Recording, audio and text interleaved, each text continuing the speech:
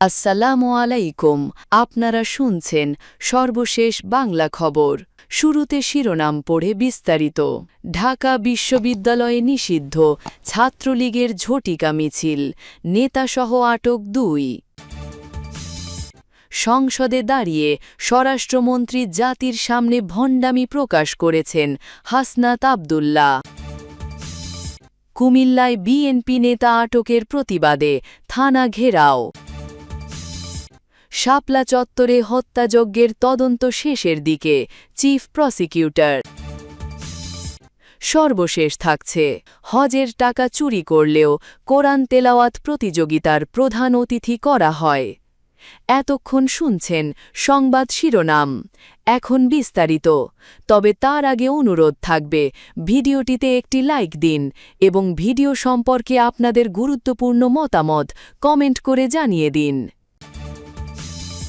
ঢাকা বিশ্ববিদ্যালয়ে নিষিদ্ধ ছাত্রলীগের ঝটিকা মিছিল, নেতাসহ আটক ২জন। ঢাকা বিশ্ববিদ্যালয়ের রাজু ভাস্কর্যের সামনে ঝটিকা মিছিল করেছে নিষিদ্ধ ঘোষিত সংগঠন ছাত্রলীগ। এ ঘটনায় বিশ্ববিদ্যালয়ের ছাত্রলীগ নেতাসহ ২জনকে আটক করেছে পুলিশ। আজ শনিবার সকাল ৬:৩০টার দিকে তারা এই ঝটিকা মিছিল বের করেন। আটক ব্যক্তিরা হলেন স্যার এএফ রহমান হল ছাত্রলীগ সাংগঠনিক সম্পাদক ফারহান তানভীর নাসিফ ও মাইক্রোবাস চালক রুবেল। প্রত্যক্ষদর্শীরা বলছেন, সকালে ১০ থেকে ১২ জন রাজু ভাস্কর্যের পাদদেশে জড়ো হয়ে মিছিল ও ব্যানার প্রদর্শন করেন। সংক্ষিপ্ত সময়ে কর্মসূচি শেষ করেই তারা দ্রুত একটি কালো মাইক্রোবাসে উঠে ঘটনাস্থল ছাড়েন। এ সময় ঘটনাস্থলে থাকা আরেকটি মাইক্রোবাস থেকে ২জনকে আটক করে পুলিশ। পরে তাদের জিজ্ঞাসাবাদের জন্য থানায় নেওয়া হয়।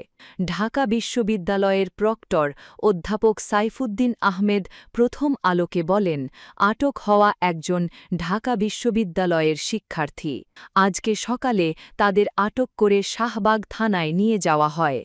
ঢাকা মেট্রোপলিটন পুলিশের রমনা বিভাগের উপপুলিশ কমিশনার মাসুদ আলম প্রথম আলোকে বলেন, রাজু ভাস্কর্য এলাকায় ছাত্রলীগের ঝটিকা মিছিল চলাকালে ২জনকে আটক করা হয়েছে। তাদের হেফাজতে নেওয়া হয়েছে।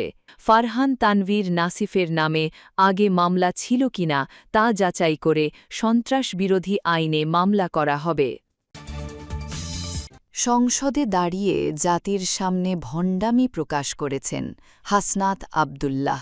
জাতীয় সংসদে দাঁড়িয়ে স্বরাষ্ট্রমন্ত্রী সালাহুদ্দিন আহমেদ জাতির সামনে ভণ্ডামি প্রকাশ করেছেন বলে মন্তব্য করেছেন কুমিল্লা ৪ আসনের সংসদ সদস্য ও জাতীয় নাগরিক পার্টির দক্ষিণাঞ্চলের মুখ্য সংগঠক হাসনাত আব্দুল্লাহ। রোববার ৩ মে সকালে ডিপ্লোমা ইঞ্জিনিয়ার্স ইনস্টিটিউটে এনসিপির সংস্কার বাস্তবায়ন কমিটির আয়োজিত জ্বালানি অর্থনীতি সংস্কার ও গণভোট বিষয়ে জাতীয় কনভেনশনে তিনি এসব বলেন। হাসনাত আব্দুল্লাহ বলেন, ওই দিন জনাব সালাহুদ্দিন সাহেব স্বীকার করলেন, আমরা আসলে তখন যা বলা হয়েছে একরকমভাবে সংস্কার ও নির্বাচন হওয়ার জন্যে সেটা মেনে নিয়েছি। শুধুমাত্র নির্বাচনটা যেন কোনোভাবেই পিছানো না হয় সেই কারণে আমরা মেনে নিয়েছি। এটা সরকারের একটা দুর্বলতা। তিনি বলেন, এটা এক ধরনের ভণ্ডামি, মানে উনি সংসদের মধ্যে দাঁড়িয়ে ওনার ভণ্ডামি, ওনার হিপোক্রেসি জাতির সামনে প্রকাশ করছেন। তিনি বলেছেন যে আমরা স্বীকার করে নিচ্ছি নির্বাচন যেন কোনোভাবেই পিছানো না হয়, সেজন্যে আমরা একরকমের করেছি। মুখের হাতে খানা খেতে হবে একসাথে, এইভাবে আমরা নির্বাচনটাকে মেনে নিয়েছি এবং সংস্কারের সময় আপনারা যা বলেছেন সেটাও আমরা মেনে নিয়েছি। কুমিল্লায় বিএনপি নেতা আটকের প্রতিবাদে থানা ঘেরাও করে তাকে না ছাড়া পর্যন্ত কর্মসূচি চালিয়ে যাওয়ার ঘোষণাও দিয়েছেন নেতাকর্মীরা। রোববার ৩ মে দুপুরে শাসনগাছা এলাকা থেকে গ্রেফতার করা হয় তাকে। আটকের বিষয়ে কোতোয়ালি মডেল থানা পুলিশ জানায়, রেজাউলকে জিজ্ঞাসাবাদের জন্য আনা হয়েছে। তবে ঠিক কোন বিষয়ে আটক করা হয়েছে সে বিষয়ে কিছু জানায়নি তারা। কুমিল্লা দক্ষিণ জেলা বিএনপির সদস্য সচিব আশিকুর রহমান ওয়াসিম জানান, এ বিষয়ে তাদেরকে পুলিশ এখনও কিছু জানায়নি, ফলে দলীয়ভাবে এখনও কিছু বলা যাচ্ছে না। তবে এ বিষয়ে পুলিশ ব্রিফিং করে জানাবে বলা হলেও এখনও কিছু জানাননি। ২০২৪ সালের ৫ আগস্ট পরবর্তী সময়ে বিএনপি নেতা রেজাউলের বিরুদ্ধে বাসস্ট্যান্ড এলাকায় চাঁদাবাজির অভিযোগে বিভিন্ন গণমাধ্যমে সংবাদ প্রকাশিত হয়। ধারণা করা হচ্ছে চাঁদাবাজি সংক্রান্ত বিষয়ে আটক করা হতে পারে তাকে। এদিকে থানার পাশাপাশি শাসনগাছা আন্তজেলা বাসস্ট্যান্ড অবরোধ করা হলেও বর্তমানে বাসস্ট্যান্ড অবরোধ কর্মসূচি প্রত্যাহার করা হয়েছে। শপলা চত্বরে হত্যাযজ্ঞের তদন্ত শেষের দিকে, চিফ প্রসিকিউটর আমিনুল ইসলাম। রাজধানীর শপলা চত্বরে ২০১৩ সালের ৫ই মে হত্যাকাণ্ডের ঘটনার তদন্ত প্রায় শেষের দিকে বলে জানিয়েছেন চিফ প্রসিকিউটর আমিনুল ইসলাম। রোববার ৩ মে সকালে নিজ কার্যালয়ে তিনি কালবেলাকে জানান, শুধুমাত্র ঢাকাতেই ৩২ জনের হত্যার তথ্য পাওয়া গেছে। ১৩ বছর আগে ঢাকার শপলা চত্বরে অবস্থান নিয়ে আলোচনায় এসেছিল কওমি মাদ্রাসা ভিত্তিক সংগঠন হেফাজতে ইসলাম। কয়েকজন ব্লগারের বিরুদ্ধে ইসলাম ধর্ম নিয়ে কটূক্তি করার অভিযোগ ও নারী নীতির বিরোধিতা করার সহ ১৩ দফা দাবি তুলে হেফাজতে ইসলাম ওই কর্মসূচি নিয়েছিল। ২০১৩ সালের ৫ই মে দিনভর উত্তেজনা ও সহিংসতা ছড়িয়েছিল ওই কর্মসূচিকে কেন্দ্র করে। সেই রাতে রাজধানীর অন্যতম বাণিজ্যিক এলাকা মতিঝিলের শপলা চত্বর ঘিরে তৈরি হয়েছিল এক ভীতিকর পরিবেশ। শেষ পর্যন্ত পুলিশ, র্যাব ও সীমান্তরক্ষী বাহিনী বিজিবির অভিযানে খালি করা হয়েছিল শপলা চত্বর। সেই অভিযানে নিহত হয়েছিল ৩২ জন মানুষ, এমনটাই তদন্তে বের হয়ে এসেছে বলে জানিয়েছেন চিফ প্রসিকিউটর। শেষের দিকে হওয়ায় প্রকৃত হত্যার সংখ্যা এখনই বলা যাচ্ছে না। শপলা চত্বর হত্যাযজ্ঞ। দুর্নীতি নিয়ে শামস মাহমুদ। হজের টাকা চুরি করলেও কোরআন তেলাওয়াত প্রতিযোগিতার প্রধান অতিথি করা হয়।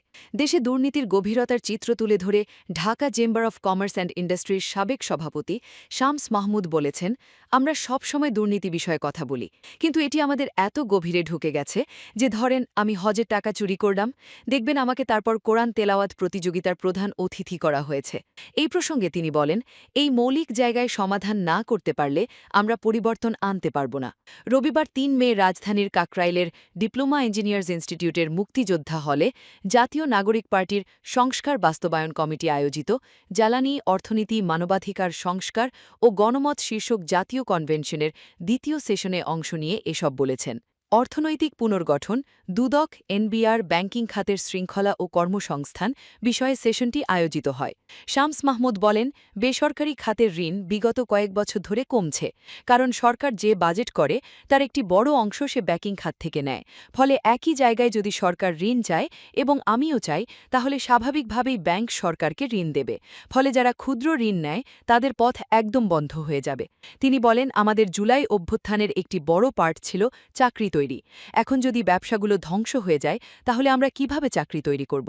আলোচনায় আরও অংশ নেন পলিসি এক্সচেঞ্জ বাংলাদেশের চেয়ারম্যান ও সিইও ড এম মাসরুর রিয়াজ, বিডি জবসের সিইও ফাহিম মাসরুর ও chartered financial analyst Asif Khan. NCP উত্তরাঞ্চলের মুখ্য সংগঠক সার্জিস আলমের সভাপতিত্বে সেশন পরিচালনা করেন দলটির যুগ্ম আয়োজক জাবেদ রাসিন। এ সেশনে বক্তব্য রাখেন এনসিপির দক্ষিণাঞ্চলের মুখ্য সংগঠক হাসনাত আবদুল্লাহ।